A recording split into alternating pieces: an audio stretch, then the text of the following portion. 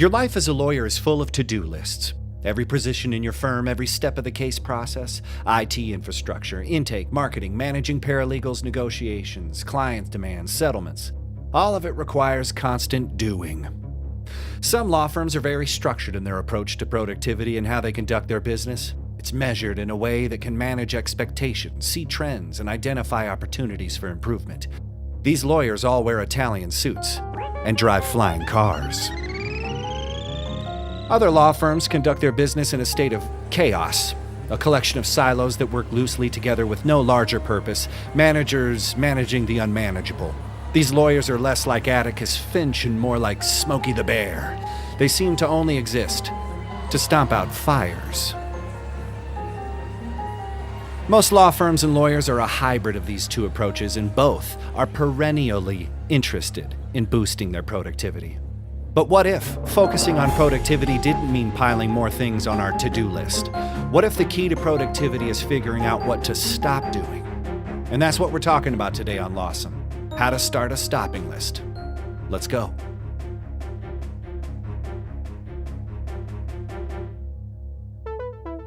Lawsome, the podcast for law firms. Powered by Consultwebs. Welcome back to Lawsome, the only podcast for law firms that wears flip-flops in the shower. We're here to inform, educate, and entertain the legal community on the latest in personal and business development. On the show today, Paul and I hit the hot takes buffet with an article on productivity from Forbes.com. We interview legal time management expert, speaker, and author Stephanie Wachman. And as always, we put our guest on the hot bench for 10 questions we ask everyone. I am your host, Jake Sanders, and with me, as always, Paul Julius. Hey, Jake. What's up, buddy? How are you? I am great. How are you? Excellent, sir. Shall we to the news? Yes. Proceed. Let's go. Pull up a plate. It's the hot takes buffet. Focus on fewer goals in order to achieve more of them by Josh Linker. It's an article on Forbes. We'll provide the link in the show notes. Paul, this guy is basically saying you should focus on fewer goals in order to achieve more. I mean, this guy. Well, this guy. But it reminds me, Josh Linker. But listen. It reminds me of the advice that people give you after you choke on food. They're like, slow down, and you're like, well, I wasn't trying to choke, you know? So This guy's basically saying don't multitask because that's bad. I mean, what else is this essentially? Yeah. There's some good tips there. And some of it might seem a little obvious, but I think it's important to kind of reapproach this from time to time, in your, career, in your maybe quarterly, I mean, just at a certain time. Yeah. I mean, it's kind of a thing that I think a lot of it is, it's kind of growth based. And I think that's what he kind of talks about in here is that as you get into bigger and bigger things, you get more responsibilities. Mm-hmm. So these things kind of, pile up on you. And instead of having, one set list of things you need to do, you've got 5 lists of things to do. And so the whole point is to get it back to one list, so you're always crossing one thing off, before you get on to the next. And that's how you're going to be more productive really out of it. Yeah. I mean, it just makes so much sense. And it's one of those duh moments. You're like, duh, just write it down. Just slow down. Just be better. And I think for, the lawyer that is 100% strapped, trying to figure out how they're going to bill all the hours, how they're going to answer all these emails, it doesn't quite jive that, what you really need to do is slow down. Because how am I going to hustle? And that's why I think the theme for today's show is stopping, creating a stopping list. And I think said another way, it's just focusing, coming back down to the bottom. But I mean, for people who are flying the plane, is now the time to fix it while it's in the air? I mean, this seems kind of like counterintuitive. How are you going to stop all the processes and say, hey, we really need to focus on less When I'm trying to generate revenue, I'm really, hammering in on the admin side. I'm trying to do marketing. I'm trying to do client relations. It's almost like I'm too busy to focus on not focusing on busy things. It seems really confusing. It is. It is. I think one interesting point out of the article that he says here is to, you have all these opportunities, all these different things, and you need to figure out the order that works best for you. So there's, obviously if you're flying the plane, steering is probably going to be pretty important, and that's going to work best. Right. But further down the list is like making sure that the coffee's hot. You know what I mean? Like, Sure. You're going to have these different kind of things where really, once you kind of set some priorities, I think that's going to have some of those other things kind of fall into line. And right here, he says, dreaming up an innovation is the easy part. Finishing a task to move the ball is the challenge. So by choosing something as a priority on your quest, it gets everybody on the same page. It goes back to, previous episodes where, branding, think about what you like, digital marketing, focus in on who you need to contact. You don't need to talk to everybody, So this productivity is actually, you do have to sort of identify and ignore certain things. So that's not a priority. So I think this kind of dovetails well into the interview for sure. Definitely, because we're talking about stopping those things that aren't helping you get to the goal line, whether it's a distraction or maybe just some tasks that you don't need to do. Or maybe a lot of times I think it's delegation where, people feel like, oh, I have to do this or it won't get done right. There's a different issue there. Huge. It's a trust issue. It's a power thing. And I think when we get into the interview, we kind of address that a little bit too. Sure. And now, a word from our sponsor. I met Tanner, who works for Consultwebs, on a plane on the way back from Key West, Florida. And I'd just been thinking that I needed to do some more marketing for my law firm. So when he told me that he worked for Consultwebs, I was super excited. From the beginning till even now, I've been with them for almost 2 years, and the experience has really been great. Having Consultwebs on board is really like having your own team of people that really care about what kind of business you're getting. I mean, practicing law can seem kind of lonely. You always are wondering, how am I going to get clients? How am I going to make payroll? But with Consultwebs, it's not just me worrying about having people come in the door. They're there as well, and they've been so responsive. Since I started with Consultwebs, I have increased the number of employees double at least. And since I started with Consultwebs, the revenue has tripled. It's really been an incredible experience. Go to consultwebs.com to learn more. And now, for a lawsome interview. Stephanie Wachman is a certified executive coach, author, speaker, and trainer specializing in helping professionals, specifically attorneys, achieve their goals by tapping into their natural abilities. Her areas of focus include productivity and time management, executive coaching, business development, leadership training, communications, and organizational culture change. Stephanie is past president of the International Coach Federation, Colorado chapter, and lives in Denver, all of which has led to this moment, the Lawsome Podcast. Welcome, Stephanie. Thank you. It's great to be here. How did you get into productivity and time management? Well, I started off in sales. And one thing that I noticed when you were selling was that if you didn't manage your time properly, that you wouldn't achieve any of your sales goals. So I started to really think about, how do you manage your time so that you can achieve all your sales goals, and still have a life at the end of the day. Mm-hmm. Because in sales, when you don't hit your quotas or your numbers, you don't keep your job. But also there's so much work around sales, around administrative work, meeting with clients, writing proposals, that your days fill up very, very quickly. And at the end of the day, you don't have time for your personal life. And during the day, if you don't manage it well, you don't have time to achieve revenue goals. So that's really where I started to think about, well, how do I manage my time so effectively that I can get everything accomplished during the day, and then still have time to visit with my family at the end of the day and be the parent and friend that I wanted to be. Mm. And so you work specifically with lawyers. How does the ideas of productivity impact lawyers specifically? What challenges do you feel lawyers and law firms face when it comes to time management? Well, it's a really tough job because lawyers have to bill by the hour and even by the minute. And so if they don't manage their time effectively, what happens is they lose their billable hour. So at the end of the day, they may only get a couple of billable hours in versus if they had managed their time more effectively. So when I work with clients, what I like to see is, well, tell me about a day for you. Because lawyers, unfortunately, they don't get to practice law solely anymore, even though that's what they spent years and years studying. They don't get to be that. They also have to be in sales and business development. Good point. Especially, in private practice, especially as a solo practitioner. So you have to figure out, how do I get my business development in? How do I get the stuff that I really want to do, which is like contracts and law stuff done?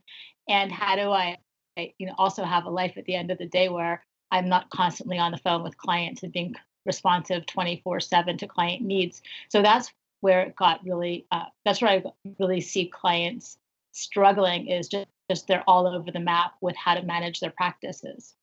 So the theme of the show is stopping. So the idea of starting a stopping list, does the theme of stopping play into productivity? I think that's a great thing. What I say in my practice is say no. How do you set boundaries and stop saying yes to everything? So, for example, if you take a look at your schedule, if you're an attorney and you're seeing that, you have great energy in the morning, but what you're doing first thing in the morning is administrative work, I say stop. Don't do admin work first thing in the morning. Do revenue generating work that is client specific, where it requires you to be able to really think and bill and block time specifically to think. So stop using your energy poorly and start using it more efficiently. Same thing with scheduling business development time. Don't do it randomly during the week. Schedule it in twice a week so that you have control over it. So stop being random in how you manage your schedule and start being very efficient with how you're looking at your calendar. When you can do this, you can actually double and triple your revenue. So that's what I always say is, like, think about setting boundaries and where to stop, where to start. That's great.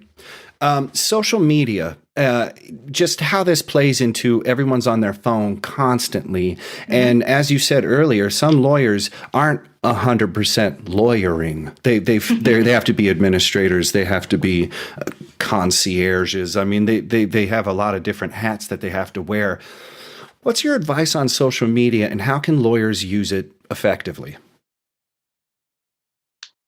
That's a really interesting question, because I often tell lawyers, don't get too distracted with too many things. Mm-hmm. I think that as a lawyer also, you have to be very deliberate about which social media you use in order to send the right message. So I believe very strongly in being a blog writer, or your company or your firm's newsletter, or posting onto LinkedIn, but not to let that overtake your time, because it's not a huge revenue generation source. Really, what's a revenue generation source is business development around relationship building, but that lends credibility. Social media does lend credibility, but it's not the one to focus all your attention on. If an attorney is hiding behind their computer, basically working on their screen all the time, they're missing the face-to-face communication, which is so essential to building relationship and growing networks. That's a great idea.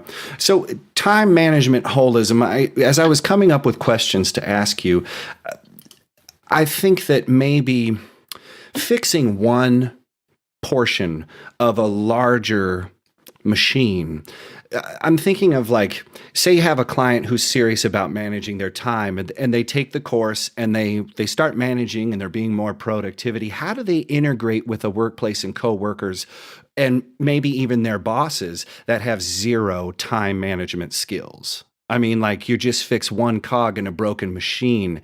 If you're really effective, but you're around a lot of ineffective people, how does that? Have you had clients who have faced that problem?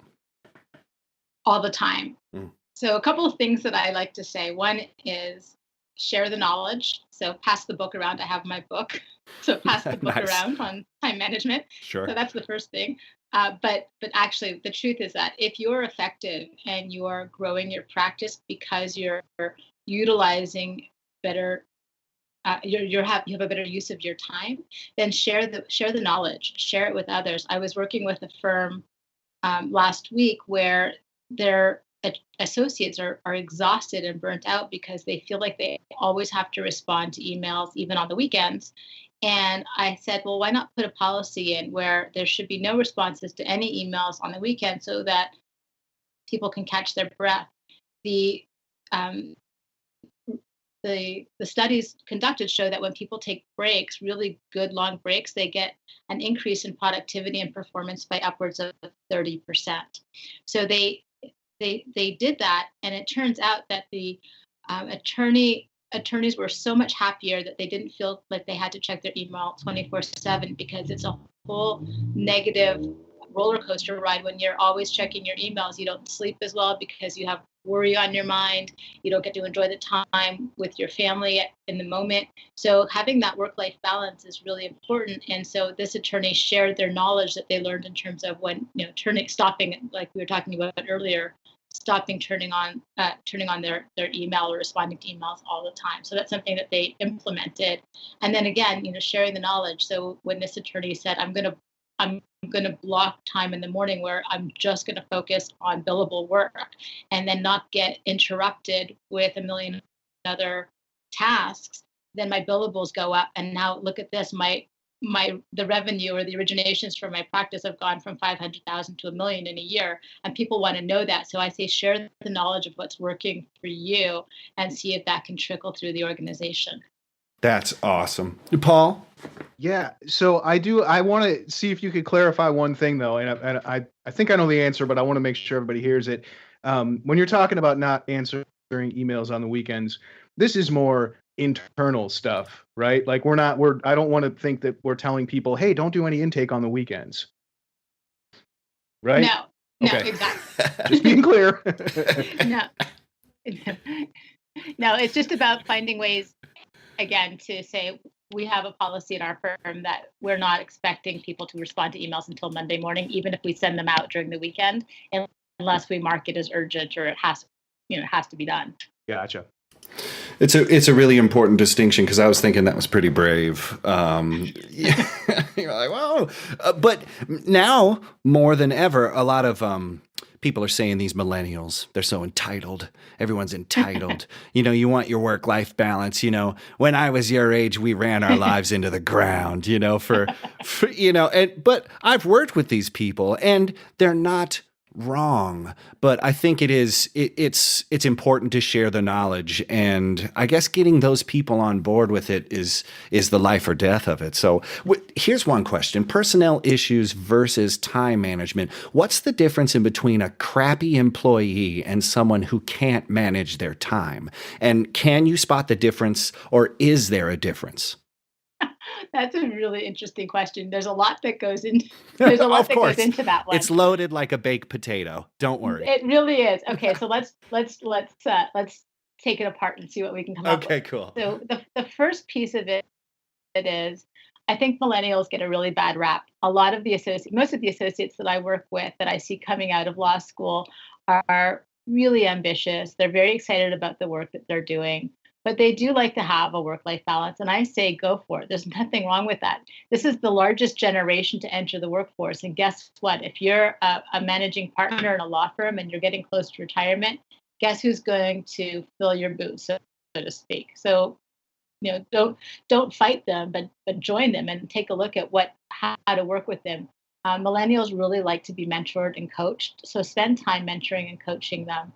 They appreciate that so much, and that we ignore that as the Generation X, or the work till you drop generation. But they have a lot to offer. They usually can do the work a lot faster than most of the older attorneys in terms of doing research. So that's something else to pay attention to, and that they have an integrated work-life balance, not just work and then you have life, but Right. It's like work and life. So that's one piece of it. Mhm. A poor employee, in my opinion, misses deadlines um, consistently. So if we have to have a conversation about why you're missing deadlines, and we do have to have that conversation more than three or four times, and there's a problem there. And then it's a question of what are you doing to mess up your time. One thing that your listeners might be interested to know is that when we are distracted throughout our day, every distraction costs us about 25 minutes of time. Whew. So when you think about how much time you lose because of distraction, because you're, searching something on the web that you shouldn't be, or because people drop into your office all day long, or whatever the other reasons are that people get distracted, that's a loss of productivity of 25 minutes per distraction, because you have to stop what you're doing, look at what someone's asking you. Even like text and email messages, when they pop up on your screen, it's a distraction, Yeah. and you lose your focus. So keeping that in mind. But when you have somebody that is constantly missing deadlines, if there's lots of typos in the work and it's not getting any better, it's not improving, they're committed to leaving every day, at 5 o'clock, no matter what, even if they have work they that has to get done and turned in, and they're not. Those are signs that might not be the right fit for your organization. Right. Yeah, that's important. So you do a lot of group coaching.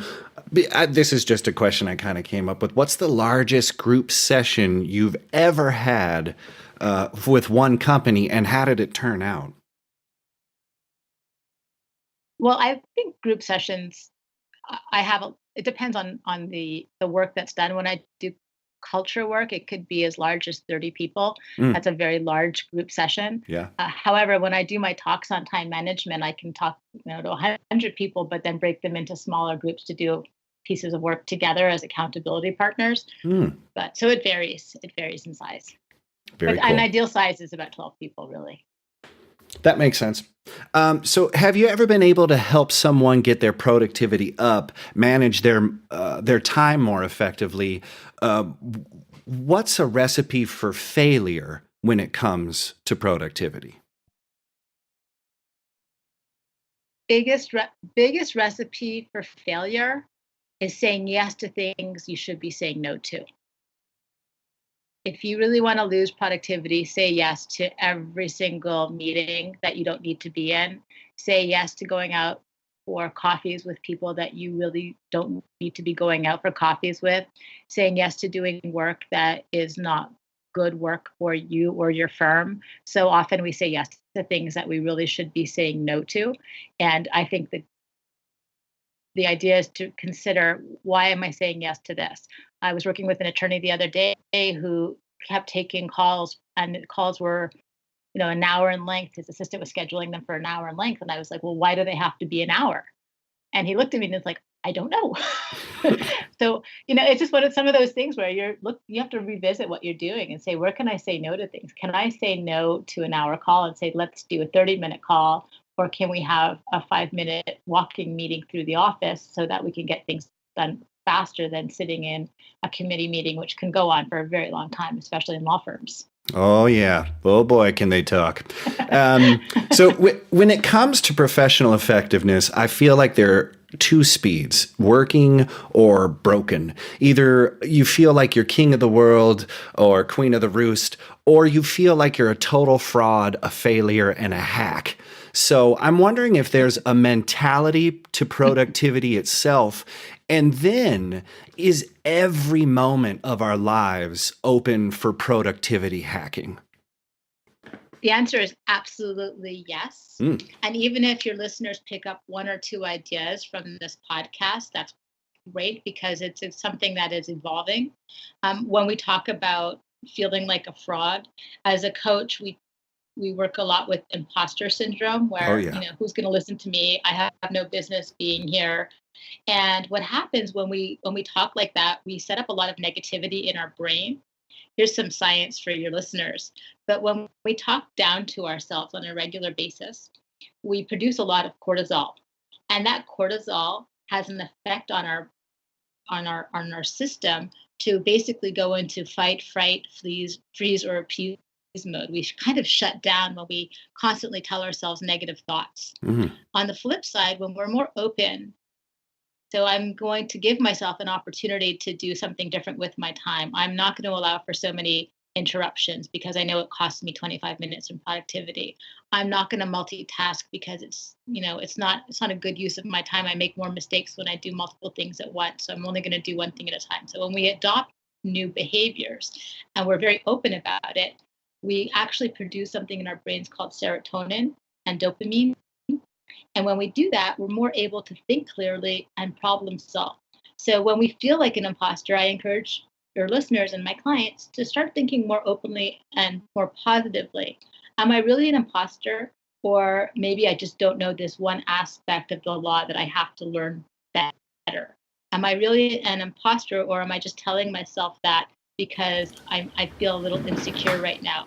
So it's about shifting the way you think from a negative to a positive, and that actually helps with your productivity and your performance and your happiness.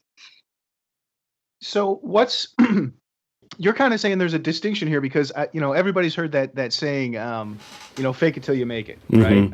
And I would hope there's not a lot of lawyers who are doing that to a certain extent, but I've heard it another way, and I'm interested to know what you think about this, where you visual like this may not be you right now. I may not know this. I may not be the best trial lawyer. I may not have that experience, but you visualize that person and you start making the decisions that you think that person would make. And eventually you just kind of step into those shoes. You know what I mean? Is it kind of similar? A little bit different, actually. Okay. Because I think there's something very good about visualization and setting goals and anticipating where you want to go. At the same time, exactly like you're saying, is that you have to build up certain areas. Like I see a lot with female lawyers at the senior level when they get promoted, that they don't feel like they belong at the table all the time. And I see this happening often. That they feel like imposters. They feel like they're not being validated for what they've done. And I do believe, and there's a point where you sit up and you lean into whatever it is that you're doing. But I think you're right. It's very hard as an attorney to fake it until you make it, but it is important to carry yourself with confidence and reset your course, your mental course, when you start going down a path of negativity. So even if you're an associate and you're on the trajectory for learning, or you're a woman who's now sitting as a managing partner or an equity partner in a firm, you have to ask yourself, do I deserve to be here? Am I on the right path for myself? And if the answer is yes, then you have to start believing that and building on that. Right. So the imposter thing is something where you get yourself in this loop where you're not ever going to get out of it. You're just constantly, I'm not good enough, or this isn't, I don't belong here. Exactly. And there's no steps up out of that. I see. Okay. Exactly. Like when I have a client that who has a new engagement, I often tell my clients, go through the engagement letters really, really clearly and specifically with new clients. Let them know that you have a 3-hour response time. Let them know what your billable is. Let them know what happens if they don't pay on time. Do that on the front end, because if you don't, then you're going to always feel bad about yourself, and you lose control. So it's a question of also having control within yourself. Right. In the effort to kind of wrest control from the chaos and entropy that surrounds us, do you have any productivity apps, or do you think that technology can help in a way? I mean, it really seems like people need to kind of be honest with themselves and say, maybe I need to say no, and I need to filter, and I need to, really focus. But do you have any apps that or any tech kind of fixes? So nobody's going to like my answer on this one, but I don't. And I've tried tons of them. I don't like them because we end up getting so distracted with the apps that we kind of lose track of the work. I was just sitting with an attorney yesterday. He was like, I need an app to remind me to do X, Y, Z. And I was like, you have an iPhone. It has reminders on it. You can use that. Yeah. But here's the thing, is that I find that when we get distracted with our phones, we check our phones every 8 seconds. So if you add up how many hours you spend checking your phone, looking at your phone, as soon as you pick up your phone, even if you're trying to be productive, you're likely going to check your email, check your text, check your Facebook account. And so it's a distraction in addition to it being a tool. And that's why I have a hard time with it. One of the things I suggest to my clients is, and it sounds old school, but it's write it down, because when you write things down, it works on the subconscious mind. And then take a picture of it if you need to, so you don't forget it, you know. That makes perfect sense. I love that. I'm a huge fan of writing stuff down, and I've tried exactly what you're saying. Like, try these different apps, do this stuff, and you are so right that, like, once you have that phone in your hand, particularly if there's some things that maybe are difficult for you, or you just don't want to get to, you've got the distraction right there, so it's very hard to, the app looks good, but kind of surmounting that distraction right there is a little tough. Right. It's really tough. Yeah, well, it's really tough. And I think it's the siren call of technology that all industries are kind of currently facing. Like, as a digital marketer, I'm looking for the next dashboard, or I'm looking for the next app, that can, connect all the spaghetti, into one, concentrated ponytail of activity. But it just doesn't exist. You really have to come back down and start from a strategic level in the way that you engage with the world, and then add technology on top of it. I think technology has advanced past our ability for our behaviors to kind of catch up to it. And I was talking to another person, law firm, marketing, and she says, well, we got a young lady doing our social media. She's 25. Like, that was a thing that was amazing. And I was like, oh, great. You have a teenager doing your social media stuff. And not that they don't bring skills, but I've seen 60-year-old partners lost on their phone. They might be playing Candy Crush, but they're about as effective as your so-called millennial, who's trapped by technology. So I think it's a tar pit that we're all facing, I think that's a good way of saying it. And I agree with you. I think that it's the behaviors that go along with it. It's not just the product itself. So a couple more questions. What does success look like with a client of yours? A successful engagement is usually my clients come in to talk about time management, and they realize they have other challenges, or they have behaviors that lend themselves to their poor time management. Like, they don't want to ever say no to a client, or they never want to say no to an email, responding to an email, like in that set moment as soon as they get it. So, and a successful engagement for me is when a client can say, I'm gonna honor this time. So if I need 2 hours in the morning to focus on nothing but billable time, I'm gonna do that. And I'm gonna let my clients know that, I'll be following up with them later on in the day or later on in the afternoon, that we can have that relationship. So we always think that we have to be like 100% responsive. And as much as I agree that we do have to be 100% responsive, you also have to do it when you can on your own schedule. So if I allow for client interruptions during time where I need to focus, then I'm not going to be as efficient for the work that I'm doing right now, as well as for the client, because I'm distracted. So if I can let my clients know that I will be responding to your email or your voicemail, and I'll get back to you like at 2:00 today. And if that's a problem, please call me. Then I'm being 100% responsive, and I'm setting boundaries for my clients in terms of when I'm going to be responding to them. So that's something that I think is very successful, when clients can learn how to establish their own boundaries and be more efficient with their clients.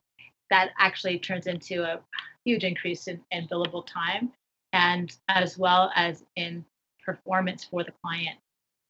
So that's very successful. The other piece of it, and I see this again very, very often, is this whole idea of having, and I get into trouble with some law firms on this. They don't all like it.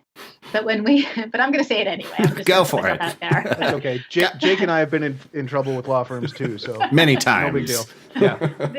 But I think that when we have, it's okay to have an open door policy where an associate can pop into a partner's office at any time and vice versa. But I think that very often when we get into those behaviors that sometimes we're not using each other's times effectively and efficiently, that we have to be more respectful for the time of our colleagues as well as for our time. So I think sometimes it's okay to say, I can't talk to you right now, or close my door when I really need to focus.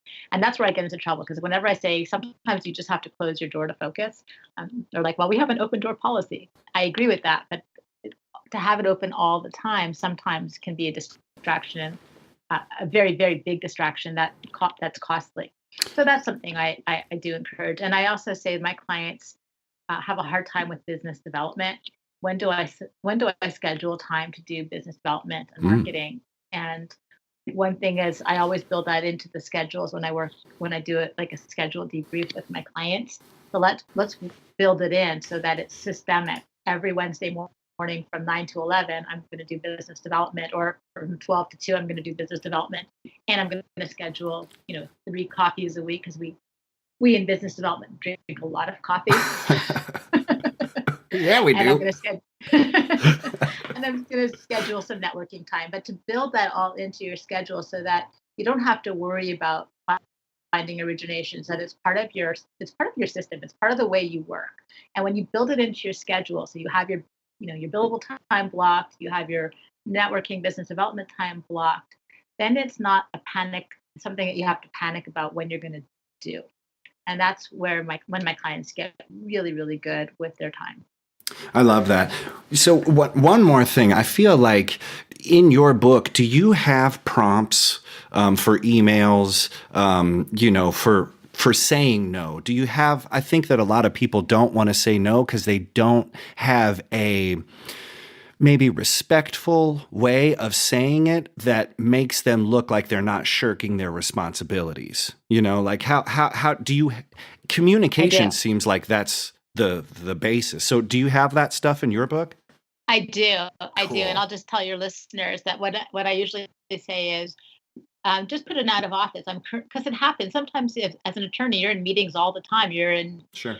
You're in mediations. You're busy all the time. So you can say, hey, this is John Smith. I'm currently in meetings between 10 and 1 o'clock today. Your email is important. I promise to get back to you this afternoon. If that's a problem, please call me directly on my cell phone or text me. And the reason that I say that is, I always say call me, because most of the time people don't like picking up the phone unless it's like absolutely urgent. Yep. So, but you're giving the control back to the client. You're saying, if this is so important that it can't wait, you need to call me and I will respond.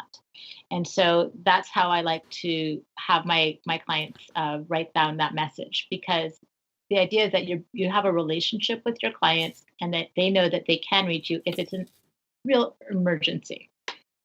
That's awesome. So finally, how can people learn more about you and get in contact with you? Well, they can visit my website, which is www.stephaniewachman.com, and it's spelled WACHMAN. I love getting emails from my clients, and that's Stephanie at coachinglib, like lib.com, Stephanie at coachinglib.com. And if you're interested in my book, it's available on Amazon. It's called Own Your Time Management Strategies for a Profitable and Balanced Life.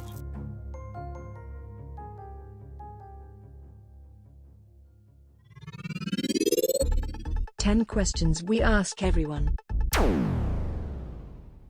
All right, here we go, Stephanie, in the hot seat with 10 questions we ask everyone. Number 1, what was the last book you read? The last book that I read was Conversational Intelligence. It's a book about how the words that we use create the worlds that we live in and support positive relationships. Awesome. Nice. Yeah. Number 2, what's your best habit? I stretch every morning.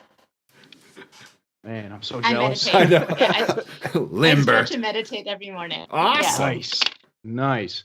Okay, number 3, Facebook, Twitter, Snapchat, or none of the above? I don't like any of them. Perfectly acceptable answer. Yep. Number 4, coffee or tea? Coffee for sure. Easy. That's the correct answer. Oh, Thank good. you. Number 5. What is your favorite place? Oh, my favorite place is camping in Crested Butte. Beautiful. Nice. Nice. Number 6. That's in Colorado for those that Totally. are listening Oh. all over the world. That's right. To our global audience, yes. Global Number audience. Number 6. Is Keanu Reeves a good actor? Terrible. Oh, jeez. Woo. Number 7. And he's What? a Canadian, right? That we know of. I haven't seen. I'm also a Canadian, so I feel I have a right to say. I see. Okay. Well, I appreciate the clarification. Yeah, totally. Number 7. What was your first job? My first job was selling eyeglasses for a doctor in Canada. Okay. Number 8. What is a skill you have outside of your current occupation that you incorporate into your work? I do improvisational comedy. I've done that for many, many years since college. I love doing improvisational comedy and doing things that are completely unplanned. Well, I appreciate you not destroying us with this list right now. Yeah, really. Thank you for the restraint. Number 9. Professional, right? Number 9.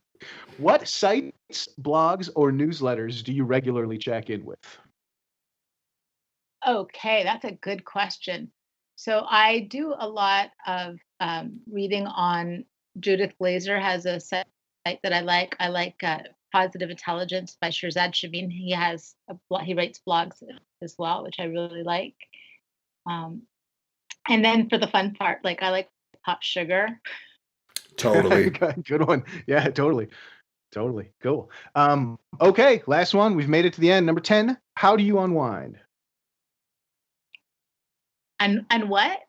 Unwind. How do you Unwind? relax? What's Yes. that? Says the productivity I was gonna expert. say. I was joking. I think for me to unwind is really about being outdoors, especially living in Colorado. I love going mountain biking and hiking and walking, especially when I find I'm stressed out. Taking a walk and breathing really helps me refocus. And I often will be found in my office around 2:00 in the afternoon, meditating, trying to catch my breath again. So, wrapping up, talking about Stephanie, the open door policy. What were you saying, Paul? It's interesting, and I think personality type kind of plays into it a little bit too. And I don't know if that's something that a lot of firms even take for granted or something. Is that some people need to talk through things, Right? And they may not see it as an intrusion to just walk into somebody's office because they love that. They love it when people do it for them. It's not an intrusion.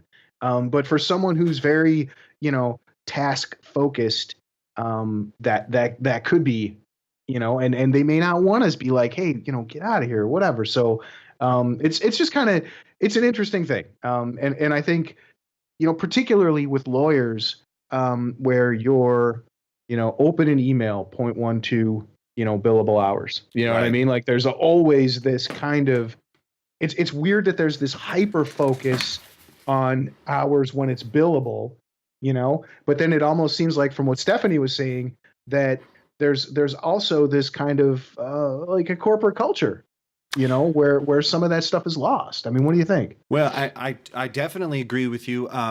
To reiterate an earlier point, she said lawyers today don't get to be lawyers. They're spending their time. I think that open door policy is like an HR hat. I'm always available is some kind of like magnanimous royalty thing, like approach the throne, whenever you want, and it's like, but you're not being effective at the jobs that you just like your billable hours.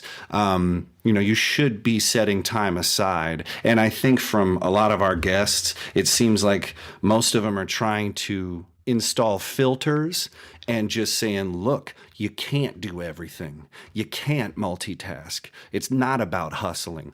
And that corporate culture in places where people have killed themselves, I mean, quite literally working themselves to death, and that's sort of the sign of yeah, this guy's got it. Like he's got it. He passed out at his desk at 8 o'clock. You're going home, to pet your cat and play whatever, Warcraft. I think that it will take larger cultural shifts for management to be more accepting of the ideas of productivity. And that's why I think, I asked her if there was a discount code for the book. And she says, if you buy in bulk, there is, because that's the best way to share the knowledge. Everybody's just got to get on the same page. And I think that's the big problem and barrier that I think we still have to face. Yeah, and it's interesting too. And if you check out the book a little bit, she says there's 5 steps for improving that management and productivity. But the first question she asks in there is, do you find yourself letting distractions get in the way of your actions? And I think, when we're talking about with the phones and the apps and stuff like that, you're almost, it's almost like she's saying, you set yourself up to be, oh, I'm so busy. But if you really start to look at how you got so busy, a lot of it is just saying, well, do I need to be doing this right now? Yep. And that's where the stopping comes in, man. Yep. Well, and I came up with the idea of a stopping list before I found Stephanie, and I just took a wing and a prayer and called her, and she nailed it right on the head. I mean, really, the key to doing more is doing less, or deciding what you just don't even need to be present for. I mean, the idea of meetings, we didn't even get into that, but it's a huge time waste, and it is disrespectful. I've been in plenty of meetings at law firms, and senior partners, from the top to the bottom, they're on their phone, they're staring at their laps, and you're like, well, there can't be an email in their lap. They're playing on their phone. They're just not participating. They don't even need to be here. Maybe you don't even need to be here. So just the idea of meetings and just approaching things with a little bit more strategy makes sense. Yeah, and I wonder too, if there's going to be some people listening to this with a certain level of incredulous, being a little incredulous about it. Like how you don't know, what I mean? Like I've heard, people who are junior partners who basically say, like, my day is recording billable hours. Mm-hmm. Just open email, record the hours, respond to email, record the hours. I can see that when you're that into it, it's tough to say, well, how do I make that time mine? How do I make sure that I'm getting paid, that the firm is getting paid, Man, and I think that's where Stephanie probably is able to, guide you to the promised land. I would get inside that book and get productive with it and engage. I agree. For show notes, links, and info, go to www.consultwebs.com/lawsomepodcast. Be sure to leave us a review and rating in iTunes or wherever you find the you listen to. Until next week, stay lawsome.